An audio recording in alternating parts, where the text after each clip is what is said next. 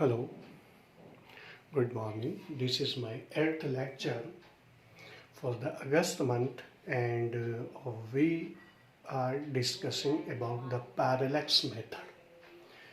पिछले क्लास के अंदर मैंने आप लोगों को पैरालैक्स के बारे में बताया था कि जब भी किसी भी ऑब्जेक्ट को हम लोग अपनी दो डिफरेंट आईज से देखते हैं तो सामने अगर कोई स्क्रीन या कोई वॉल वगैरह हो तो उस ऑब्जेक्ट की पोजीशन वॉल पर अलग अलग आइज से क्या होती है, अलग अलग। मैं तरीका बताया था आप लोगों को कि हम लोग क्या करें कि हमारे पास जो भी अपनी फिंगर ले लें और फिंगर को आप एक आइज से कंसंट्रेट करें वॉल पर एक पर्टिकुलर पोजीशन पर, फिर फिंगर की पोजीशन चेंज किए बिना हम लोग क्या करें, जब उसी फिंगर को दूसरी आइज से देखेंगे तो वॉल पर फिंगर की पोजीशन क्या हो जाएगी, चेंज हो जाएगी। बिल्कुल वैसे जैसे मान लो ये ऑब्जेक्ट को हम लोग कंसंट्रेट कर रहे हैं इस आई के थ्रू, तो इसकी पोजीशन कहाँ पर नजर आएगी, यहाँ पर नजर आएगी। और उसी फिंगर को, उसी ऑब्जेक्ट को हम लोग दूसरी आई से जब देखेंगे तो उसकी पोजीशन यहाँ पर नजर आएगी। यानी दोनों पोजीशंस क्या हो जाएंगी, चेंज हो जाएंगी। बस यही चीज क्या कहलाती, पैरालैक्स कहलाती। ये वाली जो डिस्टेंस है, इस डिस्टेंस को हम लोग नाम देते हैं बेस। ये चीज कहलाती है रेडियस और ये कहलाता है आपके पास पैरालैक्स एंगल। पैरालैक्स एंगल कहलाता है। और इस तरह से हमारे पास ये जो बेस है, इस बेस को हम लोग आर्क कंसीडर कर सकते हैं। रेडियस की जगह रेडियस है, एंगल की जगह एंगल है। तो हमारे पास क्या हो जाएगा, एंगल इज इक्वल टू हो जाएगा arc upon radius.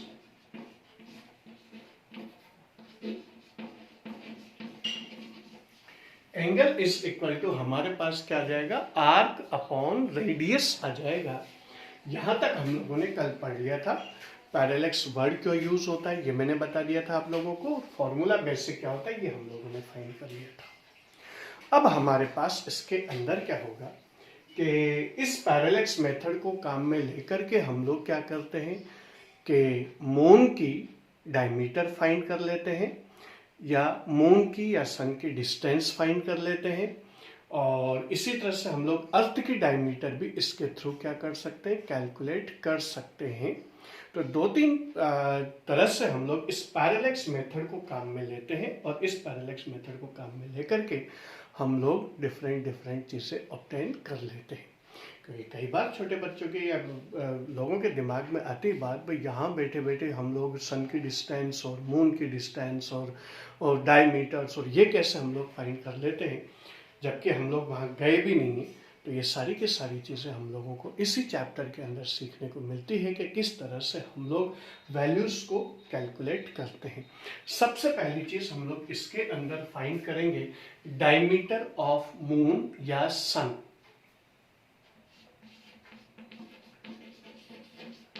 Diameter of moon और द सन। हमारे पास ये अर्थ की पोजीशन है और सामने हमारे पास मून या सन की डिस्क होती है।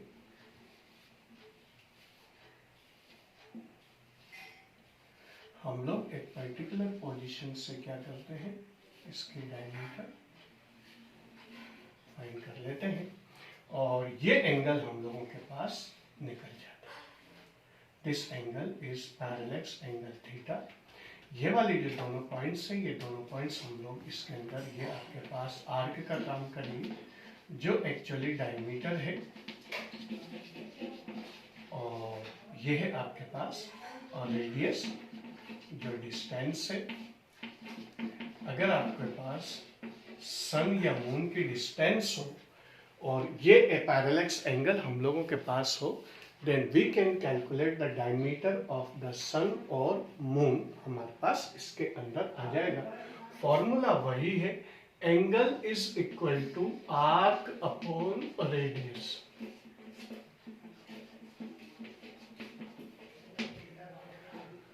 तो आर्क इज इक्वल टू हमारे पास जो कि एक्चुअल डायमीटर है, एंगल इंटू रेडियस हो जाएगा और आर की आपके पास diameter of the moon, of the sun और moon है, is equal to parallax angle into radius means distance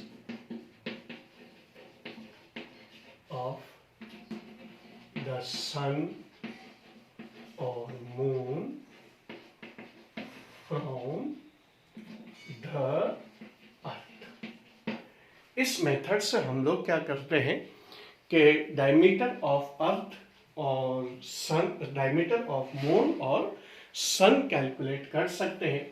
बस हमारे पास क्या होनी चाहिए, डिस्टेंस ऑफ मून या अर्थ, अगर हम डिस्टेंस ऑफ सन और मून फ्रॉम अर्थ अगर हमारे पास हो तो हम लोग क्या कैलकुलेट कर सकते हैं, एंगल होने पर हम लोग डायमीटर ऑफ सन या मून अर्थ पर बैठे बैठे ही क्या कर सकते हैं, कैलकुलेट कर सकते हैं।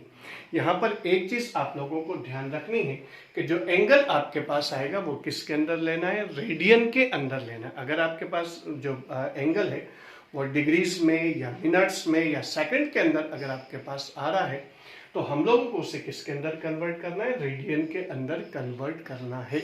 और आप लोगों को पता है कि हमारे पास 1 डिग्री इज इक्वल टू कितना होता है, वो होता है 17.45 मिली रेडियन, और 1 मिनट इज इक्वल टू होता है 2.91 मिनट, 2.91 रेडियन, और 1 सेकंड इज इक्वल टू होता है 4.85 इंटू 10⁻⁻⁶ रेडियन। तो ये वैल्यू से अगर हमारे पास एंगल जो है वो डिग्री में या मिनट में या रेडियन के अंदर दे रखा हो तो हम लोग उस वैल्यू को क्या करेंगे, पहले रेडियन में पुट करेंगे, फिर उसके बाद डिस्टेंसेस वगैरह कैलकुलेट करके और डायमीटर ऑफ सन और डायमीटर ऑफ मून हम लोग इसके अंदर कैलकुलेट कर लेते हैं। ये फर्स्ट मेथड है जिससे हम लोग क्या करते हैं, वैल्यू को कैलकुलेट कर लेते हैं। दूसरी चीज आती है हमारे पास diameter of the earth. Diameter of the earth, diameter of earth calculate करने के लिए हमारे पास क्या होता है कि हम लोग कोई भी एक पॉइंटेड स्टार या मून या सन हम लोग कंसीडर कर लेते हैं और हमारे पास क्या होता है, वही अर्थ ले लेते हैं हम लोग और अर्थ के दोनों डायमेट्रिकली अपोजिट पॉइंट हम लोग कंसंट्रेट करते हैं और फिर उसके बाद वैल्यू कैलकुलेट कर लेते हैं। तो हमारे पास यहाँ पर क्या होगा कि ये वाली जो चीज़ है, ये वाली चीज़, ये एंगल हम लोग कैलकुलेट कर लेते हैं। हम लोग अच्छी तरह से जानते हैं कि अर्थ क्या होता है कि अपने एक्सिस के ऊपर 24 आवर्स में एक कंप्लीट रिवॉल्यूशन कर लेते हैं। तो इसका मतलब क्या हो गया कि कोई भी पर्टिकुलर पॉइंट क्या होगा 12 आवर्स के अंदर क्या करेगा, डायमेट्रिकली अपोजिट साइड पर चला जाएगा और डायमेट्रिकली अपोजिट साइड पर चला जाएगा तो दोनों से हम लोग क्या करते हैं, वैल्यू को कैलकुलेट कर लेते हैं। इसके अंदर हम लोग क्या करते हैं, कोई भी एक डिस्टेंट स्टार भी कंसीडर करके और वैल्यू को कैलकुलेट कर लिया जाता है। स्टार इतना डिस्टेंस पर लेते हैं कि उसकी पोजीशन हमारे पास चेंज ना हो और ये एंगल से हम लोग वैल्यू को कैलकुलेट कर लेते। ये θ1 आपके पास आ गया, ये θ2 आ गया और थीटा इज इक्वल टू कितना आ जाएगा, θ1 प्लस θ2 से हम लोग वैल्यू को कैलकुलेट कर लेते हैं। और इस तरह से हमारे पास क्या होगा, अगर मून या सन की हमारे पास डिस्टेंस है तो हम लोग इस मेथड से क्या कर सकते हैं, डायमीटर ऑफ अर्थ कैलकुलेट कर सकते हैं। इसके अंदर फॉर्मूला, बेसिक फॉर्मूला वही रहेगा, angle is equal to arc upon radius. और यहां पर आपके पास रेडियस आपके पास है, ये रेडियस से डिस्टेंस है तो radius arc is equal to आपके पास आ जाएगा एंगल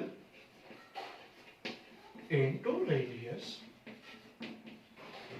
एंगल आपको वही उसके अंदर ही लेना है, रेडियन के अंदर, और दूसरी रेडियस आपके पास क्या हो जाएगी, distance of the sun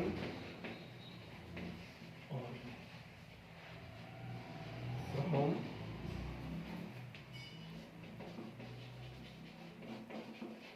the earth. इस तरह से हमारे पास इसकी वैल्यू हम लोग क्या कर लेते हैं, कैलकुलेट कर लेते हैं। तो हमारे पास अर्थ पर बैठे बैठे हम लोग डायमीटर ऑफ मून और डायमीटर ऑफ सन कैलकुलेट करते हैं। फॉर्मूला वही है कि diameter is equal to angle is equal to arc upon radius, angle into radius. Arc की वैल्यू, यहाँ भी आर्क की वैल्यू कैलकुलेट करके और हम लोग क्या करते हैं, डायमीटर ऑफ अर्थ और डायमीटर ऑफ मून कैलकुलेट कर लेते हैं।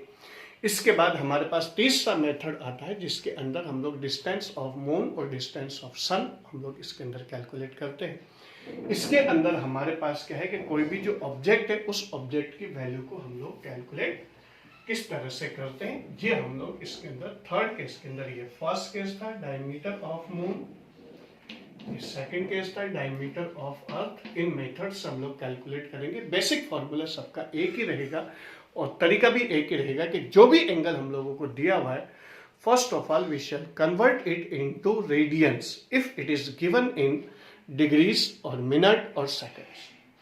अब इसके बाद हमारे पास थर्ड मेथड आएगा और थर्ड मेथड आने से पहले मैं थोड़ी देर आप लोगों को नोट करने के लिए कुछ सेकंड्स दूंगा।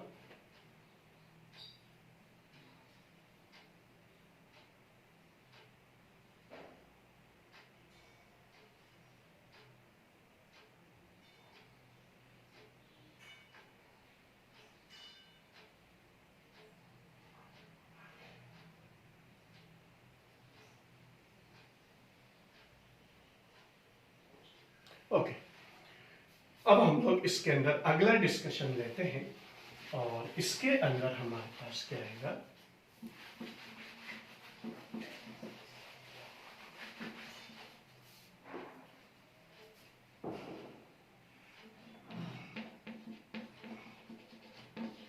Distance of the moon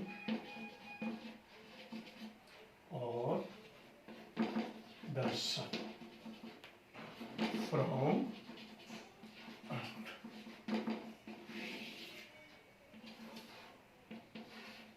distance of the moon और the sun from the earth. अब इसके अंदर हमारे पास क्या होगा कि वही प्रोसेस हमारे पास वही रहेगा, बस इसके अंदर हमारे पास डायमीटर ऑफ अर्थ पता होनी चाहिए।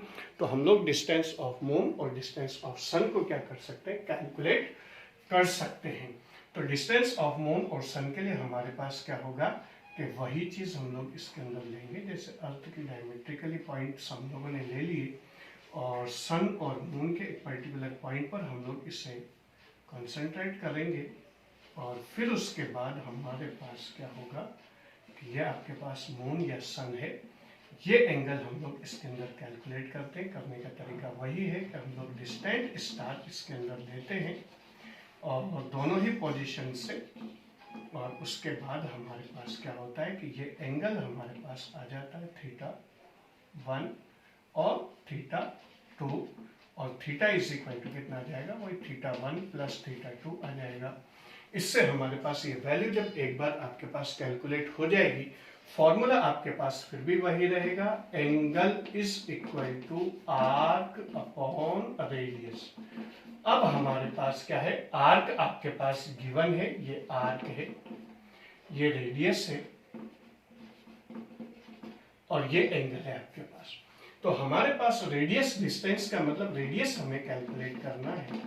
तो रेडियस इज इक्वल टू आपके पास कितना आ जाएगा, angle arc upon angle, arc upon angle से हम लोग वैल्यू कैलकुलेट करेंगे।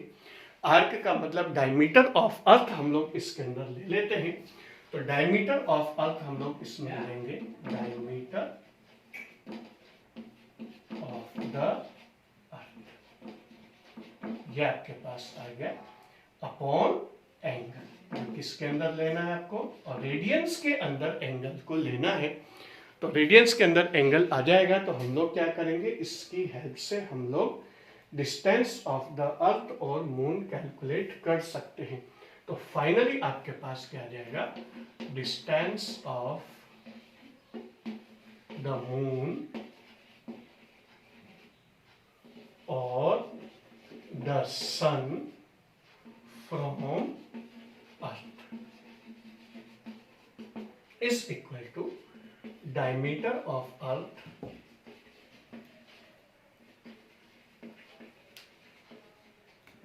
Upon angle. वो किस में आएगा, और रेडियंस के अंदर आपके पास एंगल आएगा और हमारे पास क्या हो जाएगा, डायमीटर ऑफ अर्थ हमारे पास आता है 2 × 6.4 × 10⁻⁶ अपॉन एंगल आपके पास किसके अंदर लेना आपको, और रेडियंस के अंदर एंगल लेना है।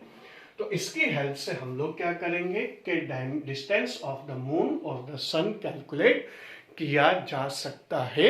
एंगल कैलकुलेट करने का तरीका आपके पास ये रहेगा, इससे हम लोग वैल्यू को कैलकुलेट कर लेते हैं। तो इस तरह से हमारे पास क्या होगा कि डिस्टेंस ऑफ द मून और distance of the sun calculate किया जा सकता है अर्थ पर बैठे बैठे, और ये वाली वैल्यू आपके पास इसके अंदर होनी चाहिए।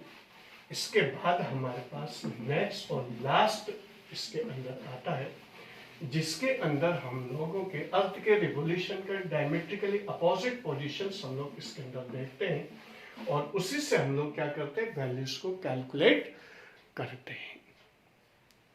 तो इसके अंदर हमारे पास क्या होगा कि वही सिचुएशन रहेगी कि हम लोग क्या करते हैं कि अर्थ कोई भी डिस्टेंट स्टार वगैरह की वैल्यू को हम लोग कैलकुलेट करते हैं।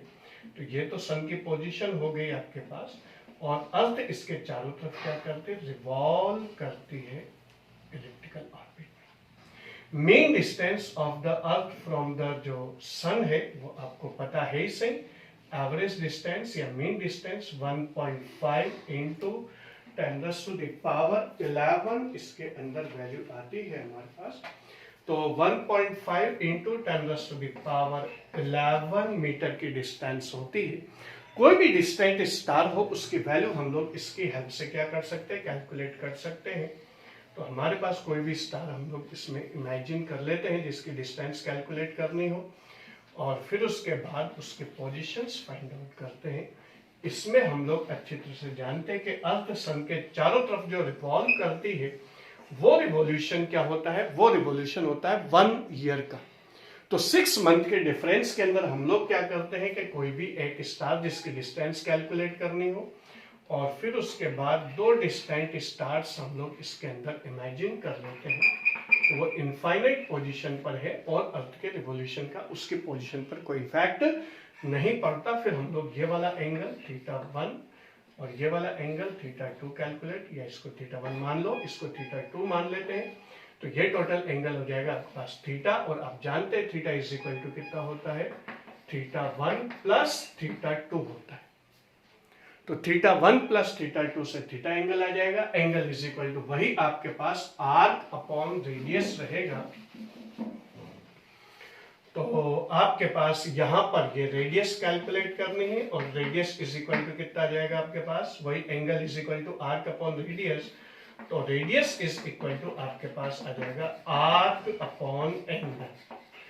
आर्क यहां पर क्या है कि अर्थ की डायमेट्रिकली अपोजिट पोजीशन से, तो रेडियस का मतलब distance of star, distance of star is equal to आपके पास आर्क का मतलब हो जाएगा डिस्टेंस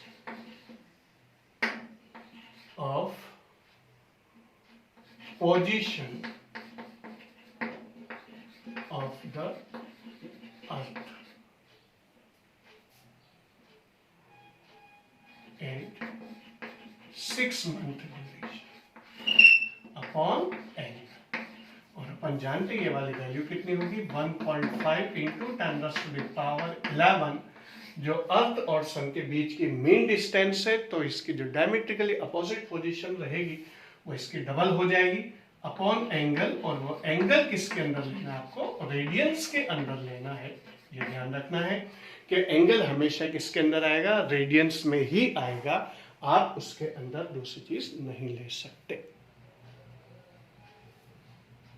अभी आप लोग चाहे नोट करना चाहे तो मैं कुछ सेकंड्स दे देता हूँ, और फिर उसके बाद इस पर बेस्ड न्यूमेरिकल्स हम लोग नेक्स्ट क्लास के अंदर करेंगे।